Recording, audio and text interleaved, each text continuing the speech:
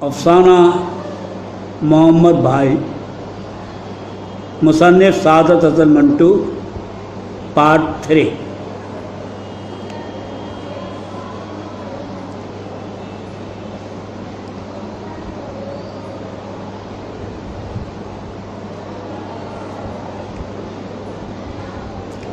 چینی کے ہوٹل میں اس سے میری ملاقات ہوئی۔ اس کے کپڑے جو ہمیشہ اجلے ہوتے تھے، میلے تھے۔ میں نے اس سے قتل کے متعلق کوئی بات نہ کی، لیکن اس نے خود کہا، بمٹی صاحب، مجھے اس بات کا افسوس ہے کہ سالہ دیر سے مرا۔ چھری مارنے میں مجھ سے غلطی ہو گئی، ہاتھ ٹیڑھا پڑا، لیکن وہ بھی اس سالے کا قصور تھا۔ ایک دم مڑ گیا، اس وجہ سے سارا معاملہ کنڈم ہو گیا، لیکن مر گیا ذرا تکلیف کے ساتھ، جس کا مجھے افسوس ہے۔ آپ خود سوچ سکتے ہیں کہ یہ سن کر میرا رد عمل کیا ہوگا۔ یعنی اس کا افسوس تھا کہ اسے بطریقِ احسن قتل نہ کر سکا، اور یہ کہ مرنے میں اسے ذرا تکلیف ہوئی۔ مقدمہ چلتا تھا اور محمد بھائی اس سے بہت گھبراتا تھا۔ اس نے اپنی زندگی میں عدالت کی شکل کبھی نہیں دیکھی تھی۔ معلوم نہیں اس نے اس سے پہلے بھی قتل کیے تھے کہ نہیں، لیکن جہاں تک میری معلومات کا تعلق ہے، وہ مجسٹریٹ، وکیل اور گواہ کے متعلق کچھ نہیں جانتا تھا، اس لیے کہ اس کا سابقہ ان لوگوں سے کبھی پڑا ہی نہیں تھا۔ وہ بہت فکر مند تھا۔ پولیس نے جب کیس پیش کرنا چاہا اور تاریخ مقرر ہو گئی تو محمد بھائی بہت پریشان ہو گیا۔ عدالت میں مجسٹریٹ کے سامنے کیسے حاضر ہوا جاتا ہے، اس کے متعلق اس کو قطعاً معلوم نہیں تھا۔ بار بار وہ اپنی کرخت مونچھوں پر انگلیاں پھیرتا تھا اور مجھ سے کہتا تھا، بمٹی صاحب، میں مر جاؤں گا پر کورٹ میں نہیں جاؤں گا۔ سالی معلوم نہیں کیسی جگہ ہے۔ اور اب گلی میں اس کے کئی دوست تھے، انہوں نے اس کو ڈھارس دی کہ معاملہ سنگین نہیں ہے، کوئی گواہ موجود نہیں، ایک صرف اس کی مونچھیں ہیں جو مسٹریٹ کے دل میں اس کے خلاف یقینی طور پر کوئی مخالف جذبہ پیدا کر سکتی ہے۔ جیسا کہ میں اسے پیشتر کہہ چکا ہوں، اس کی صرف مونچھیں ہی تھیں جو اس کو خوفناک بناتی تھی۔ اگر یہ نہ ہوتی تو وہ ہرگز دادا دکھائی نہ دیتا۔ اس نے بہت غور کیا۔ اس کی ضمانت تھانے ہی میں ہو گئی تھی، اب اسے عدالت میں پیش ہونا تھا۔ مجسٹریٹ سے وہ بہت گھبراتا تھا۔ ایرانی کے ہوٹل میں جب میری اس کی ملاقات ہوئی تو میں نے محسوس کیا کہ وہ بہت پریشان ہے۔ اس کو اپنی مونچھوں کے متعلق بڑی فکر تھی۔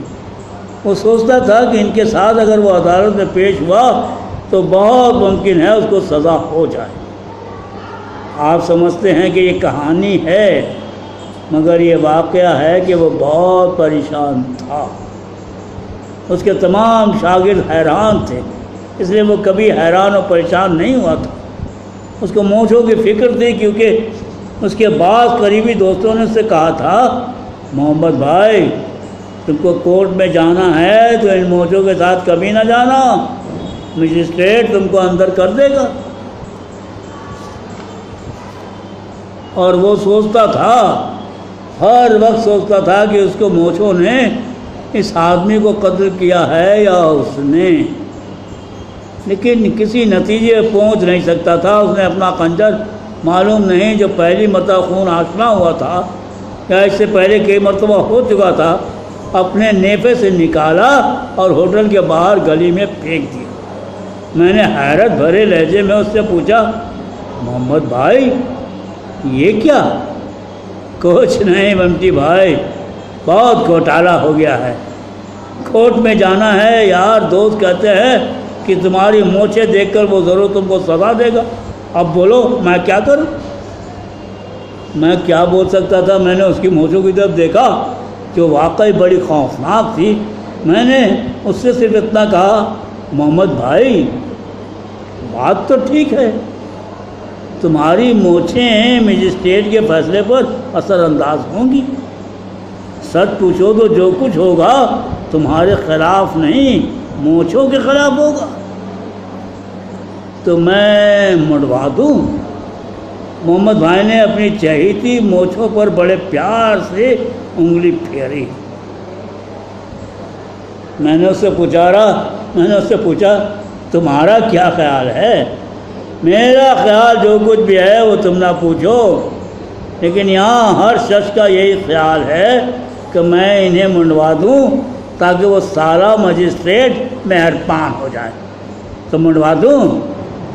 منٹو بھائی، میں نے کچھ توقف کے بعد اس سے کہا ہاں اگر تم مناسب سمجھتے ہو تو منڈوا دو، عدالت کا سوال ہے اور تمہاری مونچھیں واقعی بڑی خوفناک ہیں۔ دوسرے دن محمد بھائی نے اپنی مونچھیں اپنی جان سے عزیز مونچھیں منڈوا ڈالی، کیونکہ اس کی عزت خطرے میں تھی، لیکن صرف دوسروں کے مشورے پر۔ مسٹر ایف ایچ ٹیل کی عدالت میں اس کا مقدمہ پیش ہوا، میں بھی وہاں موجود تھا۔ اس کے خلاف کوئی شہادت موجود نہیں تھی، لیکن مجسٹریٹ نے اس کو خطرناک گنڈا قرار دیتے ہوئے تڑی پار یعنی صوبہ بدر کر دیا۔ اس کو صرف ایک دن ملا تھا جس میں اپنا تمام حساب کتاب طے کر کے بمبئی چھوڑ دینا تھا۔ عدالت سے باہر نکل کر اس نے مجھ سے کوئی بات نہ کی۔ اس کی چھوٹی بڑی انگلیاں بار بار بالائے ہونٹ کی طرف بڑھتی تھیں، مگر وہاں کوئی بال ہی نہ تھا۔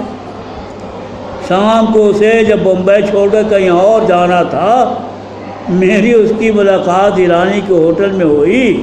اس کے 10-20 شاگرد آس پاس کرسیوں میں بیٹھے چائے پی رہے تھے۔ جب میں اس سے ملا تو اس نے مجھ سے کوئی بات نہیں کی۔ مونچھوں کے بغیر وہ بہت شریف آدمی دکھائی دے رہا تھا، لیکن میں نے محسوس کیا کہ وہ بہت مغموم ہے۔ اس کے پاس کرسی پر بیٹھ کر میں نے اس سے کہا کیا بات ہے محمد بھائی؟ اس نے جواب میں ایک بہت بڑی گالی خدا معلوم کس کو دی اور کہا سالہ اب محمد بھائی نہیں رہا۔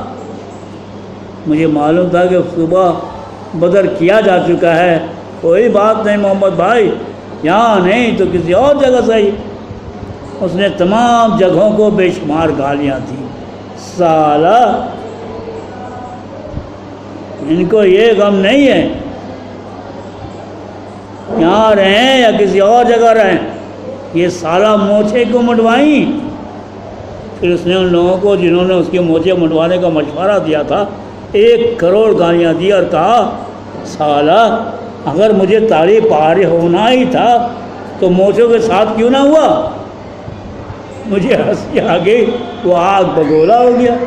سالہ تم کیسا آدمی ہے بمٹو صاحب؟ ہم سچ کہتا ہے، خدا کی قسم ہمیں پھانسی لگا دیتے، پر یہ بیوقوفی تو ہم نے خود کی، آج تک کسی سے نہ ڈرا تھا، سالہ اپنی موجہ سے ڈر گیا۔ یہ کہہ کر اس نے تو ہتھڑ اپنے منہ پر مارا۔ محمد بھائی لعنت ہے تجھ پر، سالہ اپنی مونچھوں سے ڈر گیا، اب جا اپنی ماں کے۔ اور اس کی آنکھوں میں آنسو آ گئے، جو اس کے مونچھوں بغیر چہرے پر کچھ عجیب سے دکھائی دیتے تھے۔